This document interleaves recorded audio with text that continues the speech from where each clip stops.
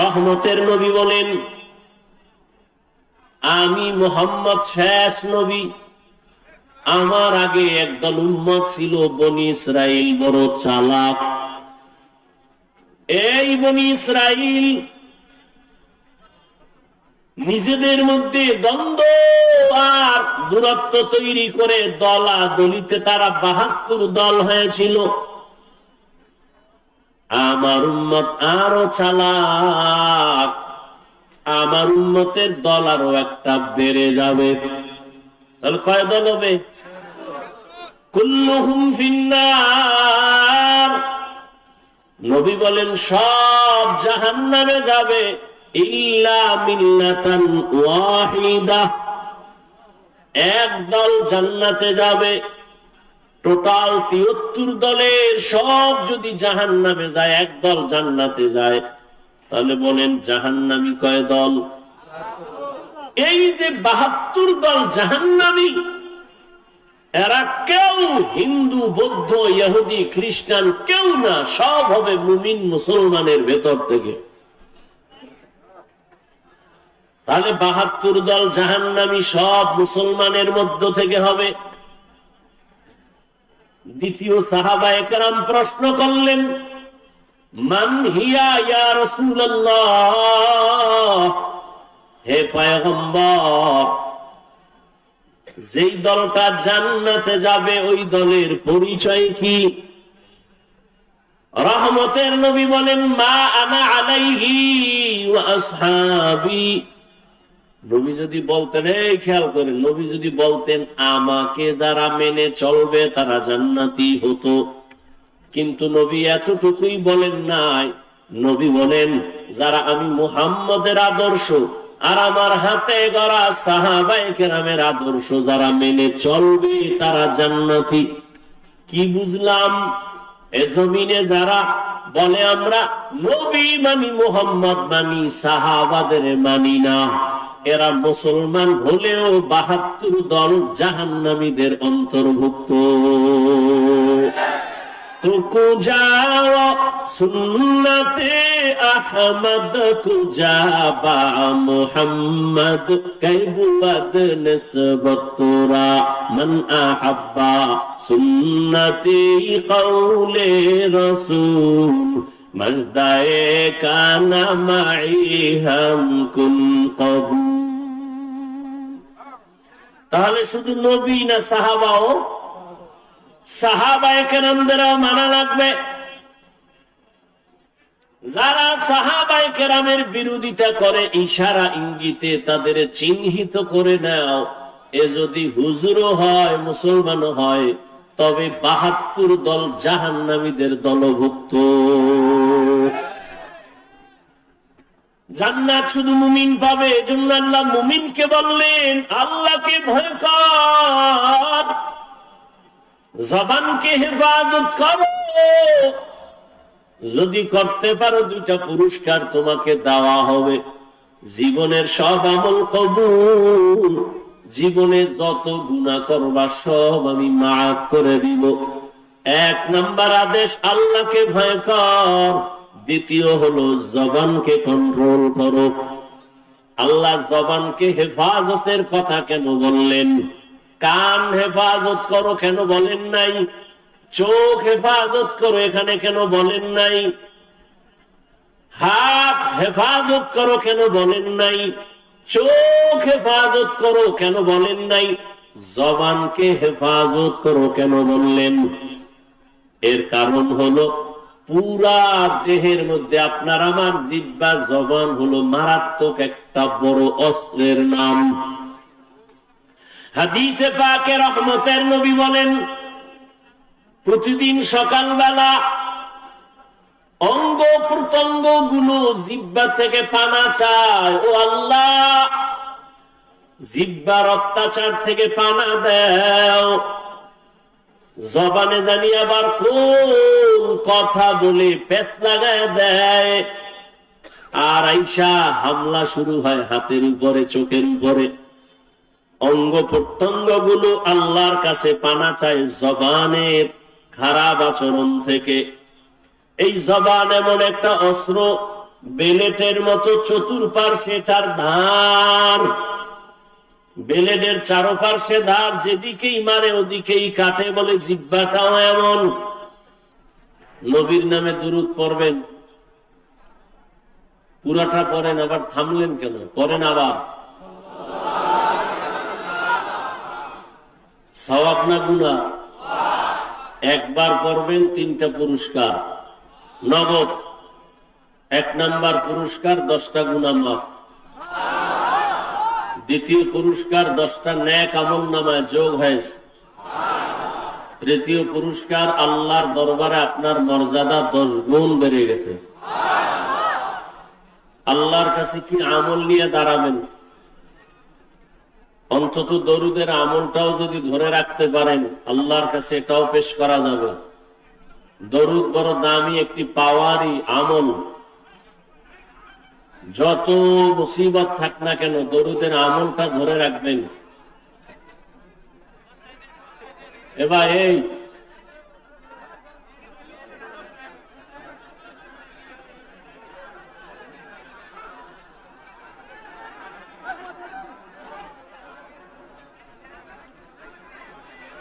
যে যেখান থেকে আসছেন, আমার কথা শুনেন, কপাল খুঁড়তে 1 সেকেন্ড লাগে না, ভালো হইতে বহু সময় লাগে। কষ্ট করে আসছেন, চুপচাপ বসেন, ইশারায় কাজ করবেন, একটা আওয়াজ দিবেন না। আপনার একজনের কারণে পুরো মাঠের ক্ষতি করবেন, সোজা হাতে বাসায় যাইতে পারবেন না। ডিস্টার্ব করবেন না। সিপাহী হানছেন কেন? মোহাব্বত ভালো থাকলে 6 ঘন্টা আগে এখানে বসতেন। একটা আওয়াজ দিবেন না, খবরদার। ইশারায় কাজ করেন। ওলামায়ে কেরাম সবার দামি না? দ্বিতীয়ত আমরা আপনাদের মেহমান।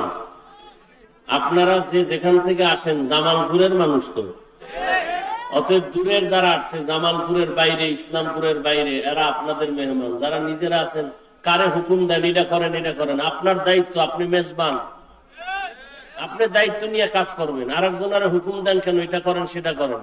আর ইশারায় করবেন, আওয়াজ দেন কেন? কত হাজার মানুষ দাঁড়ানো আছে, বসার জায়গা কই? যে যে ইচ্ছা করে সুযোগ মতো, যার যতটুকু সম্ভব, ডিস্টার্ব করেন না, কথা বলার সুযোগ দেন, শোনার সুযোগ দেন। নিজেও ক্ষতিগ্রস্ত হইয়েন না, অন্যেরও ক্ষতি করিয়েন না।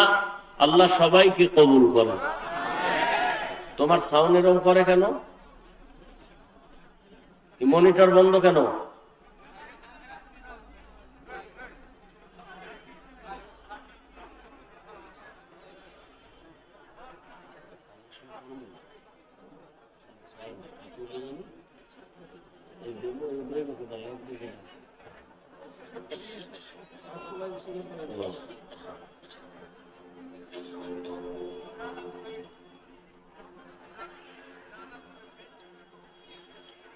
উলামায়ে হযরত আলোচনা করেছেন, আপনারা ধৈর্যের সাথে আলোচনা শুনেছেন।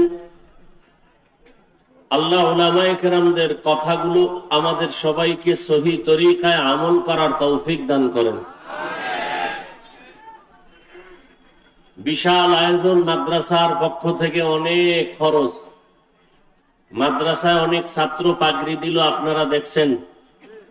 আল্লাহ পাক যারা পাগড়ি নিলেন সবাইকে সফলতার জিন্দেগি দান করেন। এই ছাত্রগুলো মাদ্রাসায় থাকে, আলেম তৈরি হবে, কোরআন শিখবে, শিখছে, দ্বীনের খাদেম। উলামায়ে কেরাম এ জাতির জন্য নেয়ামত। এদের সাথে সম্পর্ক রাখাটাও বড় নেয়ামত। যেভাবে হোক উলামায়ে কেরামের সাথে সম্পর্ক রাখলে দুনিয়াতেও লাভ, আখিরাতেও লাভ। বাংলাদেশে যত ঝামেলা দেখতেছেন, সব কিছুর কারণ উলামায়ে কেরামের সাথে বেয়াদবি। ঠিক ঠিক কইয়া আপনারা বেয়াদবি করেন না। ইমাম সাহেবের সাথে বেয়াদবি, কোন শিক্ষকের সাথে বেয়াদবি, যে যেই লাইনই করবেন ওই লাইনই আপনার ক্ষতি নেমে আসবে।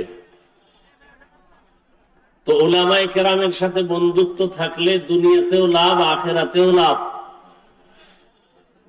চাই আপনি একটু পানি পান করায়ও যদি সহযোগিতা করেন, একবেলা খানা দিয়েও যদি সহযোগিতা করতে পারেন, এটাও জীবনের অনেক বড় ফায়দা। কিয়ামত পর্যন্ত আর নবী আসবেন, সাহাবায়ে কেরাম আসবেন, আউলিয়ায়ে কেরাম, আইম্মায়ে কেরামারা আসবেন? আসবে না। কিয়ামত পর্যন্ত বড় বড় যারা আউলিয়া ছিলেন, ওলিয়ে কামেল, এরাও আর আসবেন না, চলে গেছেন। কিয়ামত পর্যন্ত এই জাতিকে জান্নাতের পথে ডাকবে, আহ্বান করবে, শান্তির ঠিকানা দিবে একমাত্র উলামায়ে কেরাম। অতএব সেই উলামায়ে কেরামদের পরামর্শ, দোয়া নিয়ে চলবেন। আপনি ব্যবসায় দেখবেন লাভ, চাকরিতেও লাভ, দুনিয়ার সব কাজে লাভ। কারণ উলামায়ে কেরাম মানুষের জন্য দোয়া করে, ক্ষতির চিন্তা করে না।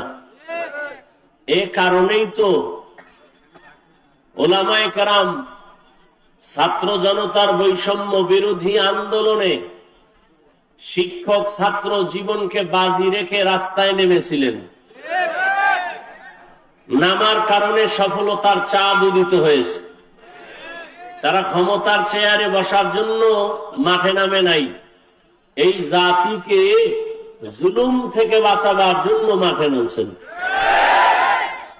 উপদেশটাকে হইছে কোন আলেম বলে নাই নামো, আমাকে উঠাও, তবে একটা সিগন্যাল দিয়ে দিছেন, জুলুম করলে কারো ছাড় দেয়া হবে না। উলামায়ে কেরাম এই জাতির জন্য যেই পরিমাণ শ্রম মেহনত করেন, ভাবেন এই রকম ভাবা মেহনত করার মানুষ দ্বিতীয় আর একজনও নাই। আসতে বললেন কেন? নাপাক খাইতে খাইতে এখন পাক জিনিসটারও নাপাক মনে করে, মিথ্যার উপরে চলতে চলতে সত্যটাকেও মিথ্যা মনে করে। উলামায়ে কেরাম ছাড়া জাতিকে নিয়ে সার্বিক কল্যাণের ভাবনা কেউ ভাবে না। সব ধান্দাবাজ আর চান্দাবাজ। একমাত্র উলামায়ে কেরাম কলিজা দিয়া এই জাতিকে নিয়ে ভাবে 24 ঘন্টা। নিজের বউ, মাইয়া, ভোলা, পরিবার কিচ্ছু নিয়ে ভাবে না, উম্মত নিয়ে ভাবে। আর চান্দাবাজার ধান্দাবাজেরা দল নিয়ে ভাবে, নিজের চেয়ার নিয়ে ভাবে। এই জন্য চেয়ার কখন থাকে কখন থাকে না। আর উলামায়ে কেরামের চেয়ারের কোনো মেয়াদি নাই, দুনিয়া তো বাদশাহ, আখিরাত তো বাদশাহ। এই জন্য উলামায়ে কেরামদের দোয়া নিয়ে সব সময় কাজ করবেন, বরকত হবে ইনশাআল্লাহ। আল্লাহ কবুল করেন। মোবাইল গুলো বন্ধ রাখলে আল্লাহ খুশি হবে, আপনারও বরকত হবে। মোবাইল হাতে রাখলে বিপদ, বয়ানও কলবে যাবে না, আর মোবাইলও আর পকেটে ঢুকবে না।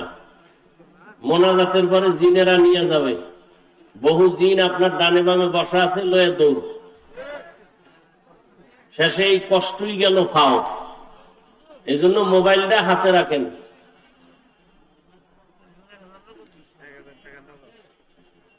তো আমি আপনাদের সামনে দোয়া নিতে আসছি। দোয়ার খুব জরুরি দরকার। সবাই তো আর বরদোয়া করে না, আর যারা বরদোয়া করে এদের বরদোয়া কামেও লাগে না।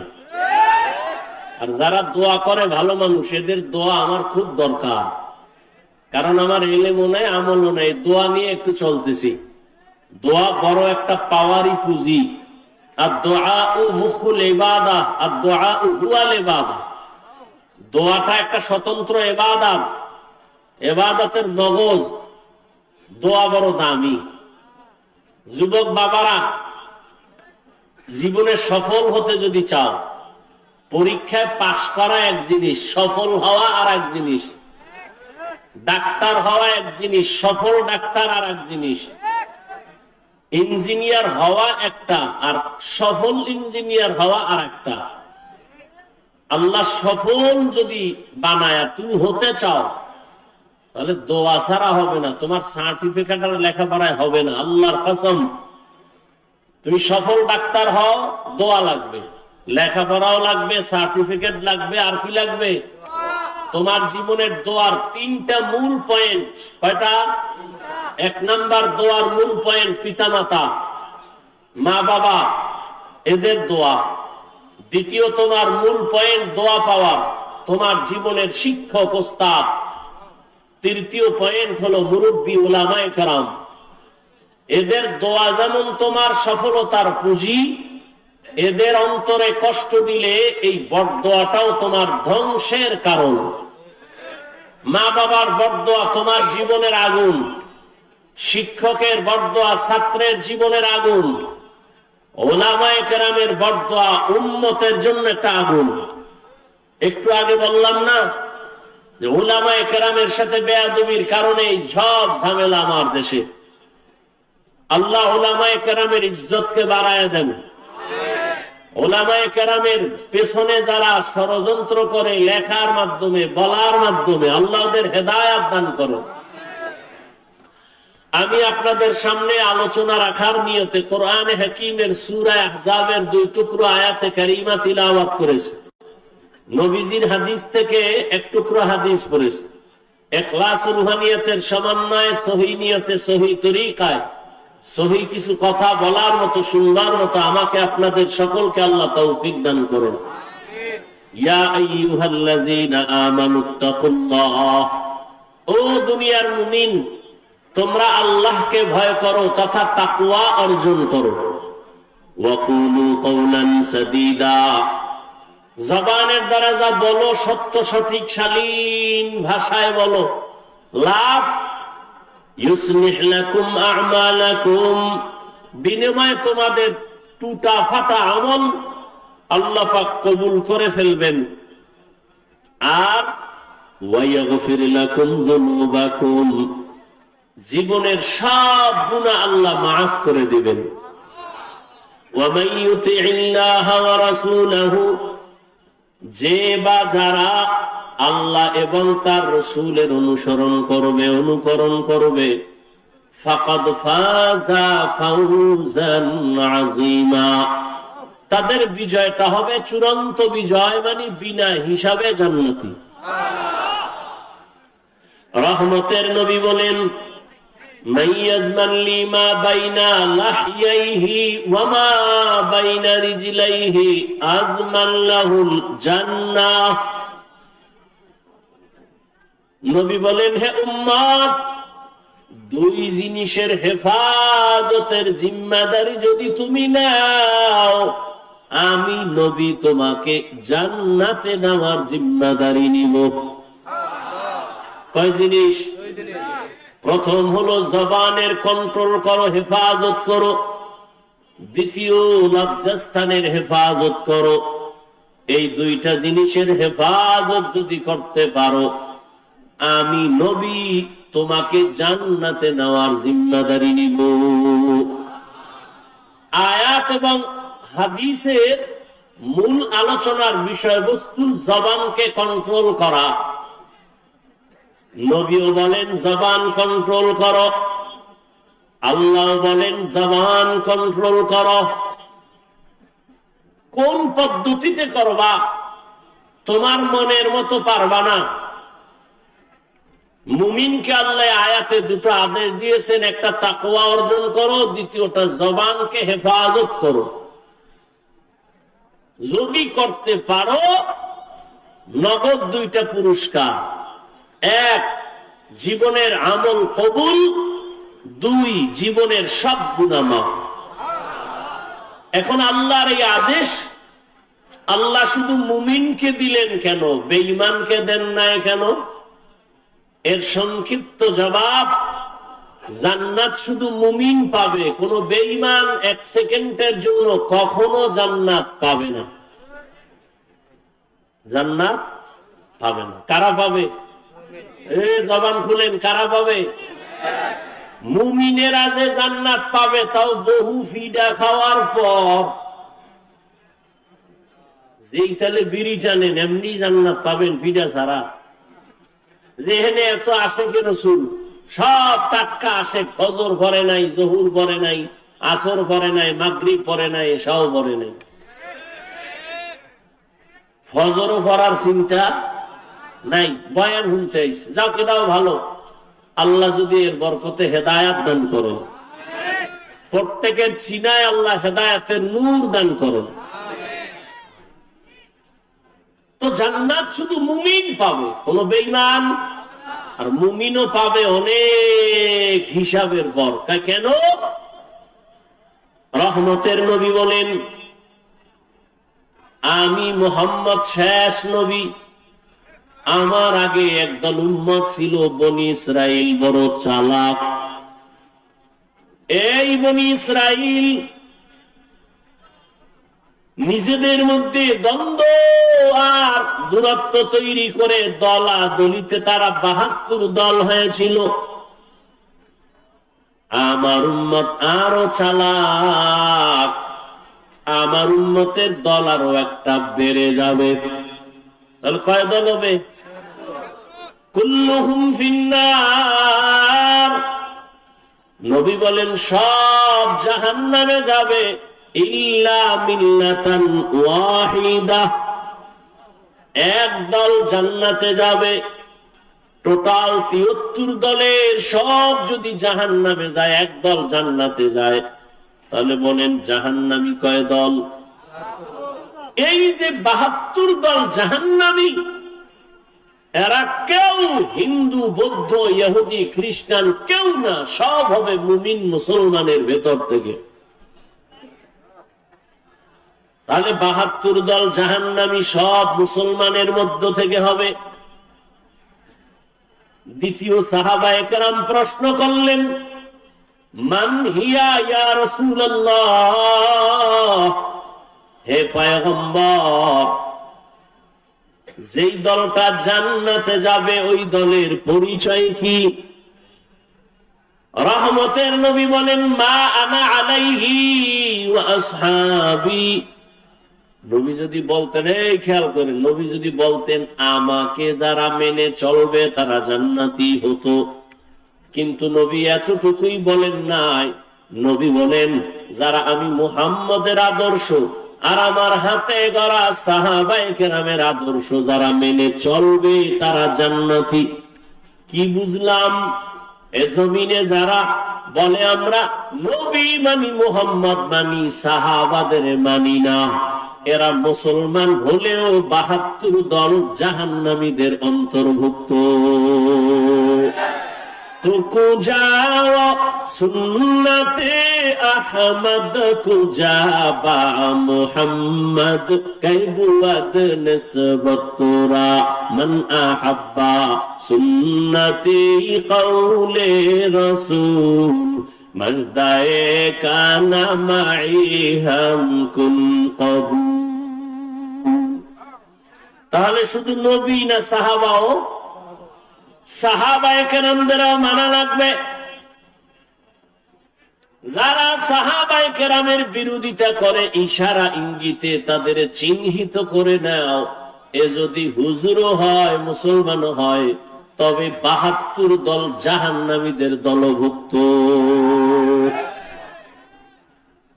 জান্নাত শুধু মুমিন পাবে, এজন্য আল্লাহ মুমিনকে বললেন আল্লাহকে ভয় কর, জবানকে হেফাজত করো। যদি করতে পারো 2টা পুরস্কার তোমাকে দেওয়া হবে। জীবনের সব আমল কবুল, জীবনে যত গুনাহ করবা সব আমি মাফ করে দিব। 1 নাম্বার আদেশ আল্লাহকে ভয় কর, দ্বিতীয় হলো জবানকে কন্ট্রোল করো। আল্লাহ জবানকে হেফাজতের কথা কেন বললেন? কান হেফাজত করো কেন বলেন নাই? চোখ হেফাজত করো এখানে কেন বলেন নাই? হাত হেফাজত করো কেন বলেন নাই? চোখ হেফাজত করো কেন বলেন নাই? জবানকে হেফাজত করো কেন বললেন? এর কারণ হলো পুরা দেহের মধ্যে আপনার আমার জিহ্বা, জবান হলো মারাত্মক একটা বড় অস্ত্রের নাম। হাদিসে পাকে রহমতের নবী বলেন, প্রতিদিন সকালবেলা অঙ্গ প্রত্যঙ্গ গুলো জিহ্বা থেকে পানা চায়, ও আল্লাহ জিহ্বার অত্যাচার থেকে পানা দাও। জবানে জানি আবার কোন কথা বলে পেছ লাগায় দেয়, আর আইসা হামলা শুরু হয় হাতের উপরে, চোখের উপরে। অঙ্গ প্রত্যঙ্গ গুলো আল্লাহর কাছে পানা চায় জবানের খারাপ আচরণ থেকে। এই জবান এমন একটা অস্ত্র, বেলেটের মতো চতুর্পার্শ্বে তার ধার, বেলেটের চারপার্শ্বে ধার, যেদিকেই মারে ওদিকেই কাটে। বলে জিহ্বাটাও এমন। কয় কেমন? তাকায় দেখ, একটা অমুসলিম এই জিহ্বা নারায় যদি বলে লা ইলাহা ইল্লাল্লাহ, ইয়াকিন আর ঈমানের সাথে মুমিন হয়ে গেল। আবার এই জিহ্বাটা নারাইয়া যদি বলে আমি আল্লাহ মানি, নবী মানি, কোরআন মানি, তবে নামাজের হুকুম, দাড়ির হুকুম, পর্দার হুকুম মানি না, ঈমান আছে? শেষ। তাহলে একই জিহ্বা একবার মুমিন বানাইলো আর একবার বেঈমান বানাই দিল, কাম একটাই করতেছে। এই জিহ্বা নাড়াইয়া অপরিচিত একটা মেয়েকে যদি সাক্ষীর সামনে বলে তুই আমার স্ত্রী, আমি কবুল করে নিলাম, অপরিচিত মেয়েটা তোমার আপন সঙ্গিনী হয়ে গেল। আবার এই একই জিহ্বা নাড়ায় যদি বলো আপন বউকে বলো তালাক, আছে? তোমার জীবনের আপন সঙ্গিনী বিদায়। বিচারকের চেয়ারের মধ্যে বসিয়া বিচারক যদি জিহ্বা নাড়ায় ডান দিকে তাকায় ফাঁসির আসামিকে বলে তোকে মুক্তি দিয়া দিলাম, ফুলের মালা পরে বাড়ি যাবে। আবার এই বিচারক একই জিহ্বা নাড়াইয়া যদি বাম দিকে তাকায় বলে নিরপরাধের বলে ধর, নিরপরাধ ব্যক্তির হাতে পুলিশের হ্যান্ডকাপ লেগে যাবে। জিহ্বা এমন একটা অস্ত্র, এই জবানের কথার দ্বারা প্রমাণ হবে আমি ভালো না খারাপ। এই জবানই আমাকে পরিচয় দেয় আমি মুমিন না বেঈমান। আমার হাত পরিচয় দিবে না, চোখ পরিচয় দিবে না আমি মুমিন কিনা। আমার জবানের কথা পরিচয় দিবে আমি ভালো বংশের নাকি খারাপ। আমার জবানের কথায় পরিচয় দিবে আমি ঈমানদার নাকি বেঈমান। আমার জবানের কথার দ্বারাই প্রমাণ হবে আমি ভালো নাকি খারাপ।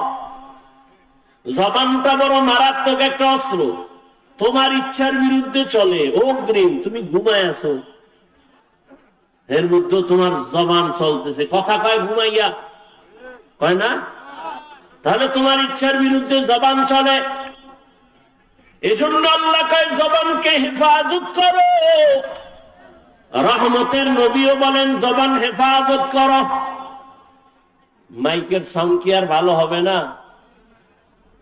এটা মহা মুসিবত। জামালপুরে এত ভালো ভালো মাইকে অস করে গেলাম জীবনবার, এটা বুঝি না কিছু আমি। আমাদের সারা জিন্দেগির কষ্ট। আমাকে বাতিরও দরকার নাই, প্যান্ডেলেরও দরকার নাই, শুধু মাইক দরকার, আর কিছু লাগে না। এত চিল্লানো যায় নাকি?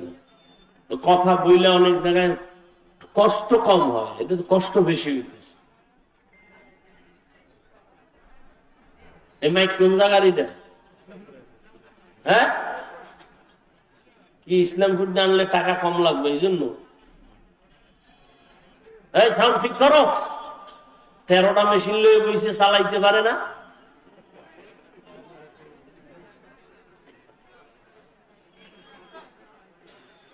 আল্লাহ পাক কবুল করেন। আপনাদের কষ্ট হইতেছে? আপনার কষ্ট হইলে 2-4 ঘন্টা, আমগো তো আজীবন। গাধার মতো দৌড়াইতেছি সারা দেশ, না টাইম মতো খাওয়ান, না টাইম মতো ঘুম, দৌড়ের উপর। বাথরুমে যাওয়া শান্তি নাই। এরপরে আইসা আবার বয়ান। একটা মানুষ ঠিক মতো না ঘুমাইলে তার কথার ব্যালেন্স থাকে না, চলাফেরার ব্যালেন্স থাকে না। এরপরও সেই বয়ান চলতে থাকে যদি আবার আনলিমিটেড। আবার বয়ান যদি এক লাইনের মানুষ হয় তো এক লাইনে বয়ান করা যায়, চোখ বন্ধ করে কয়ে টয়ে গেলাম গিয়া। আর বয়ানটা যদি হয় হরেক ধরনের মানুষ এনে পাওয়া এদের সামনে, আবার যদি হয় মুখস্থ, কত পেরেশানি। সবকিছু আমার রবের দয়া, বান্দার হাতে কিছুই। ইয়া ইলাহি तू मेरा माबूद है, या इलाही तू मेरा माशूक है। জবানের হেফাজত করা হে গোলাম। এতক্ষণ জবানটা কত বড় মারাত্মক এটা বুঝাইলাম, কিন্তু আবার খেয়াল করেন এটা কত বড় আল্লাহর দেওয়া নিয়ামত। খানার প্লেট সামনে নিছেন, খানার মধ্যে কোন চুল আছে কিনা সব চোখের রাডার দিয়া খুঁজলেন। খুঁজার পরে আপনি নিশ্চিত খানার মধ্যে কোনো ঝামেলা নাই। একটা লোকমা যখন আপনি দিছেন, একটা চিকন চুল খানার লোকমায় চোখের রাডারে ধরা পড়ে নাই, জিহ্বায় ধরা পড়ে গেছে। এরে আল্লাহর বান্দা, এটা কত বড় নিয়ামত। মাইকে কথা বলি, বিদ্যুতের বাতি জ্বলে, চার্জ চলে যায়, ফ্যানের বাতাস দিয়ে মেশিন ঠান্ডা করা লাগে, একটানা মেশিন চললে গরম হয়ে আগুন লাগবে। অথচ আল্লাহর দেওয়া জিহ্বা নামের কত বড় নিয়ামত। দুনিয়াতে আসার থেকে এই জিহ্বা নাড়ায় যে কত হাজার হাজার লাখ কোটি কথা সাপ্লাই দিলাম, কোনদিন এই জিহ্বার কথা বন্ধ হয় না, ব্যথাও করে না।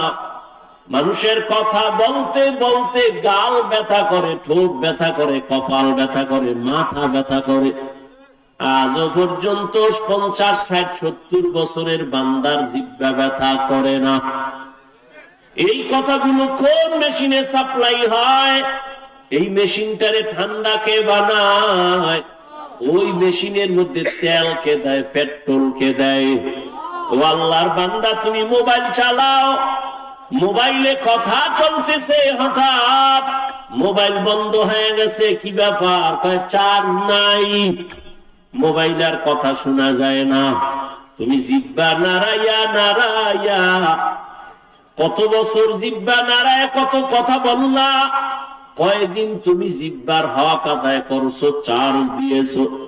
এরে নবীর উম্মতের দল, এত সুন্দর কথা, কথা তো আবার সবাই বলে, তবে সবার কথায় মজা লাগে না।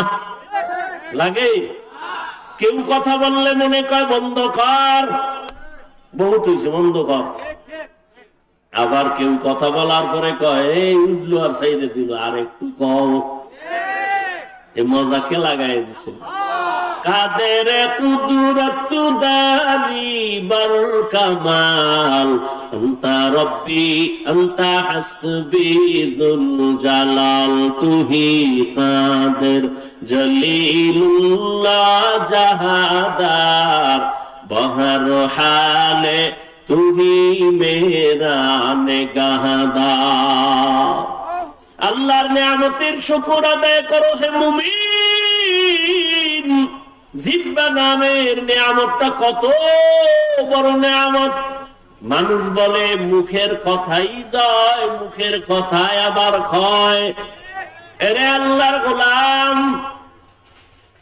রহমতের নবী যার কোন তুলনা আছে, এমন একটা জমিনে আল্লাহ পাঠাইছেন যেই জমিনের মানুষ ছিল বড় খারাপ। মক্কার মানুষের মতো খারাপ চরিত্রের মানুষ ওই সময় দুনিয়াতে আর কোথাও ছিল না।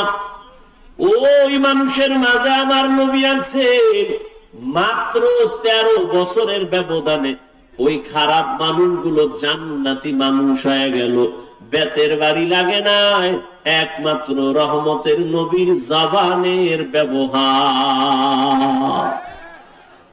নবীজির জবানের ব্যবহারে দুশমন পর্যন্ত বন্ধু হয়ে যাইত। ইহুদি নবীর সামনে তরবারি নিয়ে দাঁড়ানো আর কেউ নাই, ডাক দিয়া কয় আব্দুল্লাহর ছেলে, এখন তোমার পাশে কেউ নাই। বলে তাই? আমি এখন একা, তরবারি আমার হাতে, তোমার কল্লার উপরে যদি মারি কে ভিড়াবে? নবী বলেন আমার আল্লাহ। রহমতের নবী কথা বলা মাত্র ইহুদির তরবারিটা মাটির মধ্যে পড়ে গেছে। তরবারিটা নবী হাত দিয়ে উঠাইছেন। উঠে ইহুদি তরবারি কই? কয় মুহাম্মদের হাতে। কয় এখন যদি তোর কল্লার উপরে মারি কে ফিরাবে? কয় কেউ না। কয় ক আল্লাহ ফিরাবে। এটা যদি কই তাহলে আর কালেমার বাকি কি? যদি কই আল্লাহ ফিরাবে তো কালেমার বাকি কি? মুহাম্মদ মাফ করে দাও আর কালেমা পড়ায় মুসলমান বানায় দাও। ইমামুল আউয়ালিন ওয়াল আখিরিন বাহরে সাদকা রাহমাতাল লিল আলামিন সাইয়্যিদুল কাউনাইন খাতমুল মুরসালিন আখিরামদ বুদে ফখরুল আউয়ালিন। আপনারা কিছুক্ষণ বসবেন নি না? ব্যারাম কিছুক্ষণ পরে আবার বিড়ি টানার নেশা। হ্যাঁ, আসলে বিষয় কি জানেন? এখানে আসতেও কপাল লাগে, এখানে বসতেও কপাল লাগে, মোনাজাত দিয়া মা বাবার জন্য দোয়া কইরা যাইতেও কপাল লাগে। সবার কপাল তো আর ভালো না। অনেকে আসছে ইসলামপুরে যায় কিন্তু এই ইসলামের মধ্যে ঢুকে নাই। কই মহিলা প্যান্ডেল তাওয়াফ করে আর দোকানে বয়া বয়া আড্ডা দেয় আর তাজা তাজা কবিরা গুনাহ করে। কপাল খারাপ। আর কপাল যদি খারাপ হয়, আমি হাফিজুর রহমান কেন আর মক্কা মদিনার ইমাম কেন? রহমতের নবীর বয়ানও কালেমা জুড়ে না। যেই নবীর চেহারা এক নজর দেখলে ঈমানের সাথে জান্নাত ওয়াজিব, যেই নবীর চেহারা মুবারক এক নজর দেখলে পেটের ক্ষুধা নিবারণ হয়, ওই নবীকে 13 বছর দেখলো, বয়ান শুনলো, কালেমা কপালে আসলো না। কে? আবু জাহাল, এর নাম কপাল। আর অন্যদিকে 27 বছরের যুবক তরবারি নিয়ে যায় নবীকে জবাই করবে। রহমতের নবীর সামনে যাইয়া তরবারি ফালায় বলে, ও রহমতের নবী, তরবারি দিয়া আমার কল্লা কেটে দেন, তবে আগে কালেমা রশি গলায় লাগায় দেন। এর নাম কপাল। এর নাম কি? এই জাগো, দীর্ঘ টাইম বসার অভ্যাস নাই, এরা ভিতরে ঢুকছেন কেন? কত আলেম ওলামা মাঠে বসা, সাদা দাড়িওয়ালারা বসা, এদের ধাক্কাইয়া জুতা হাতে লইয়া গায়ে লাগাইয়া এরপরে বাইর হইতেছেন। ভয় লাগে না? আপনার ব্যারাম থাকলে ঢুকছেন কেন? ওই কত আল্লাহর বান্দারা বাইরে দাঁড়ানো আছে না? এরা মন চাইলে আবার দূরে গিয়া বিড়ি টাইনে আবার আসবে, কোনো ঝামেলা নাই। ভিতরে বৈশা উঠা বসা করা এটা তো ভালো না। এতগুলো মানুষ, আলেম ওলামা, মুরব্বীরা, এদের ডেঙ্গিয়ে বের হন, এটা তো আদব নয়। এই ব্যারাম কেন? কপাল খারাপ হয়ে গেছে। আল্লাহ সবাইকে হেদায়েত দান করো। আপনারা বেশি কষ্ট মনে করলে আমি ছেড়ে দেই। আল্লাহ সবাইকে কবুল করেন। তাহলে কেউ উঠবেন না তো? ইনশাআল্লাহ উঠবেন না তো উঠবেন না। কেউ উঠতে চাইলে উঠতে দিবেন না। 2-3 জনে আসতে তারে শোয়া ফেলাইবেন জায়গা, যে তুই মোটামুটি ঘন্টা দিয়ে ঘুমা। ওরে আর মাথা উঠে দেবেন না। যাও, আন্দোলন হয়েছে 5 তারিখ, আর একটা আজকে হয়ে যাবে। স্বাধীনতা তো এখনো শেষ হয় নাই। কি জামালপুর ইসলামপুরের মানুষ কি দেশ স্বাধীন না? দেশ স্বাধীন। দেশ স্বাধীন হলে চট্টগ্রামে আইনজীবীর গলায় ছুরি চালায় কে? মুসলমান তো স্বাধীন বলে চিৎকার দিবে স্বাধীন। এই জমিনের মধ্যে উলামায়ে কেরাম সিনা টান করে কথা বলবে, কোন সুদখোর বেনামাজির অনুমতি লাগবে না। যেদিন থামো, আবার যখন লাগবে রেডি থাও, ওই মাঠে নামা লাগবো। কারণ আন্দোলন মুসলমান একবার করে না, বারবার। জালেমের বিরুদ্ধে আন্দোলন চলবেই, জীবন একবার দেয় না মুসলমান, বারবার। জালেমের বিরুদ্ধে, ইসলামের পক্ষে। কথা ঠিক না? আল্লাহ সবাইকে কবুল করেন। কোন সান্দুকে আর জুলুম করার সুযোগ দেওয়া যাবে? কাফনের কাফন কিনে রেডি রাখো, ডাক আসলে ময়দানে অবতীর্ণ হতে হবে। তুমি যতই বন্ধু বান্ধব তালাশ করো, বলছি না সব ধান্দাবাজ আর চান্দাবাজ, একমাত্র তোমার কলিজার আপন বন্ধু নিঃস্বার্থ উলামায়ে কেরাম। অতএব উলামায়ে কেরাম ডাক দিলে আবার ময়দানে আসতে হবে, কোন ব্যক্তির জন্য না, আল্লাহর দ্বীনের জন্য। আল্লাহ সবাইকে কবুল করেন। কোন আলেমের সাথে কোনো বেয়াদবি চলবে? আমি একটু আগে এক জায়গায় বয়ান করেছি, সেদিন ঢাকায় বলছি, যারা আলেমদের সাথে বেয়াদবি করবে তাদের লিস্টি দাও। ইমামের সাথে, মাদ্রাসার কোন শিক্ষকের সাথে, কোন বক্তার সাথে উল্টা পাল্টা করলেই তাদের লিস্টি আমাদেরকে দাও।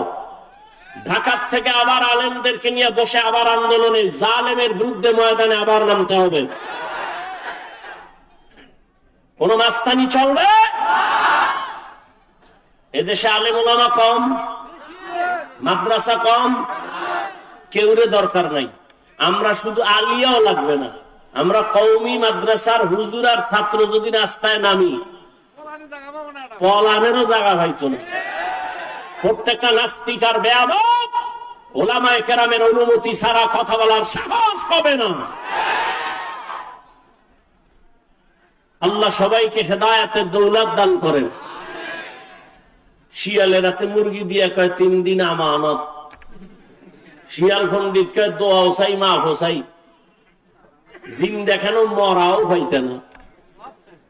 শিয়ালের হাতে মুরগি দিলে যা হবে, ধর্মের চাবি সুদখোর আর বেনামাজির হাতে দিলে তাই হবে। আল্লাহ হেদায়েত দান করুন। তো যে কথা বলতেছি, উঠা বসা করলে আমি মোনাজাত দিয়ে দেব। কথা বলতে অনেক কষ্ট হয়, সাউন্ড আমার মনের মতো পাই না, এই জন্য। তারপরে আপনাদের মহব্বতে বলতেছি, কারণ সবকিছুর ঊর্ধ্বে আপনাদের দোয়া। বক্তার এলেম আর আমলে বয়ান হয় না, জীবন মনে রাখবেন। এলেম আর আমলের বাহাদুরি দিয়া বয়ান হয় না, বয়ান হয় শ্রোতাদের অন্তরের মহব্বত আর আকর্ষণের উপর। আর রহমত কার? জোরে বলেন। ইয়া আইয়ুহাল্লাযীনা আমানুত্তাকুল্লাহা ওয়া কুলু কাওলান সাদীদা। এ মুমিন, আল্লাহকে ভয় করো, জবানের হেফাজত করো। জবান বড় দামি একটা অস্ত্র, আল্লাহ পাকের অন্যদিকে বড় নিয়ামত। এই জবান হেফাজত কেমনে করবা? তোমার ইচ্ছার বিরুদ্ধে জবান ধরায়।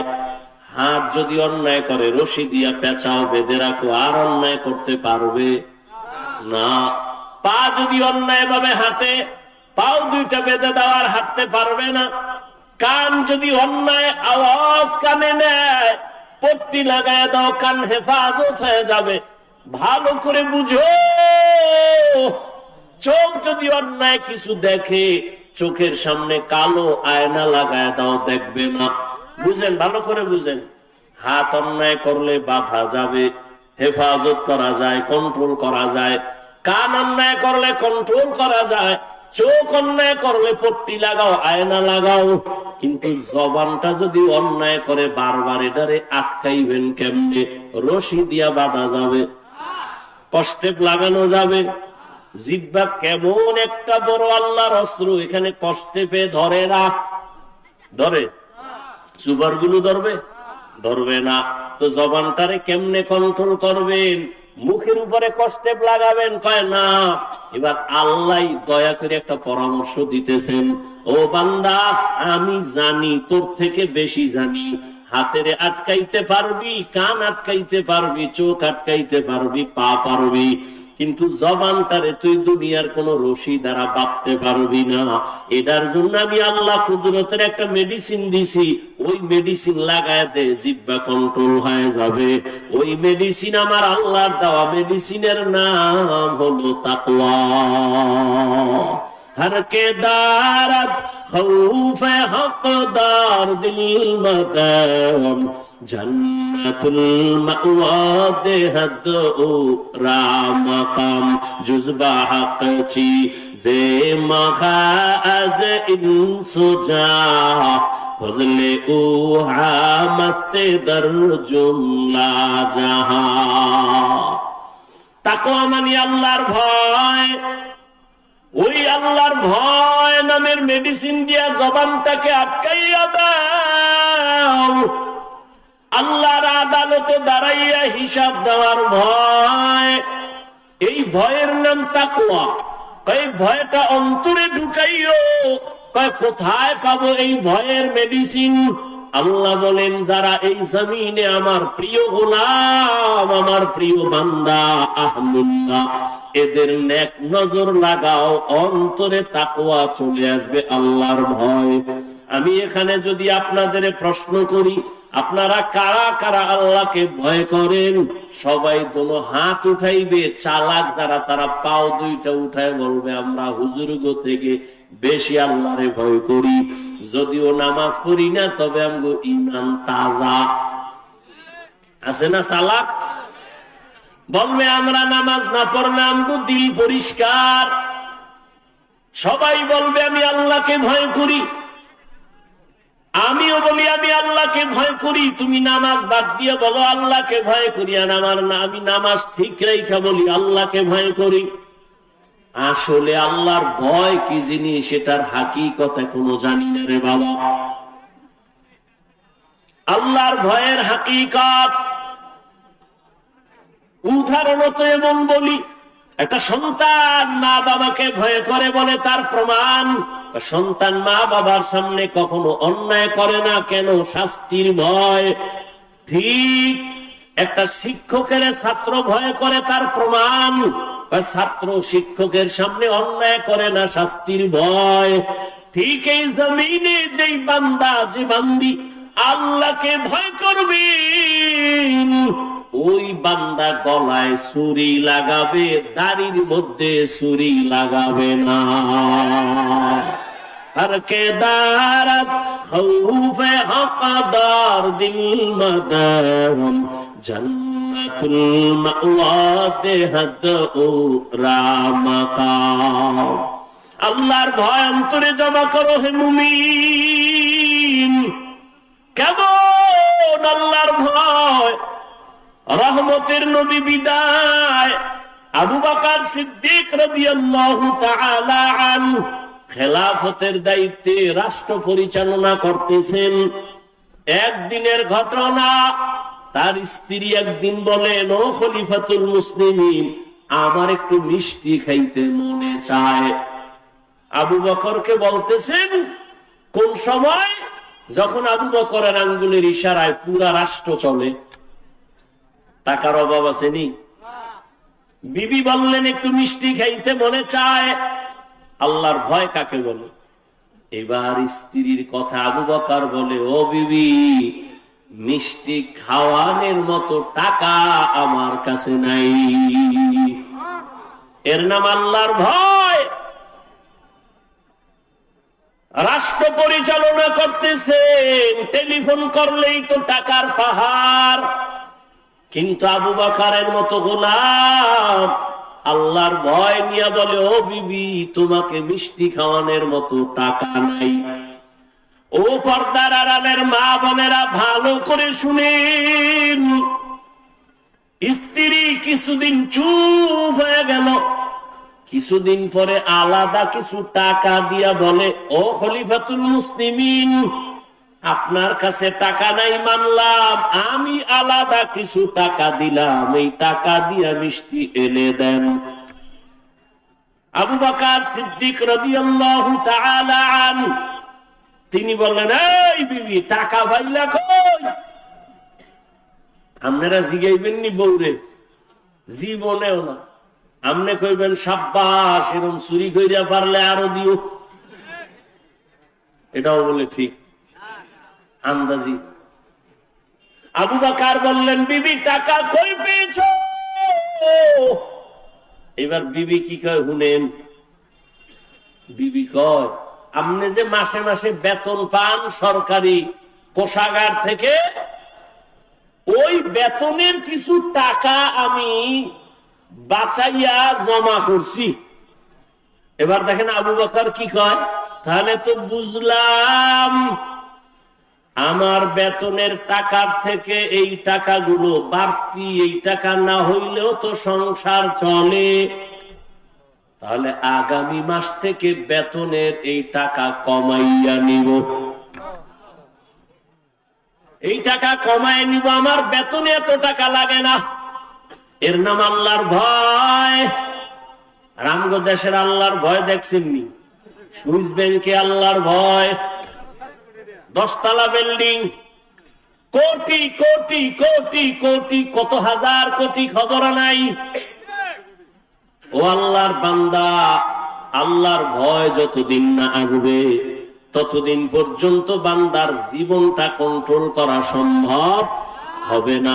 আর এটাও চির সত্য, আল্লাহর ভয় ততদিন পর্যন্ত আপনার অর্জন হবে না যতদিন পর্যন্ত আল্লাহর ওলিদের বন্ধু হবেন না।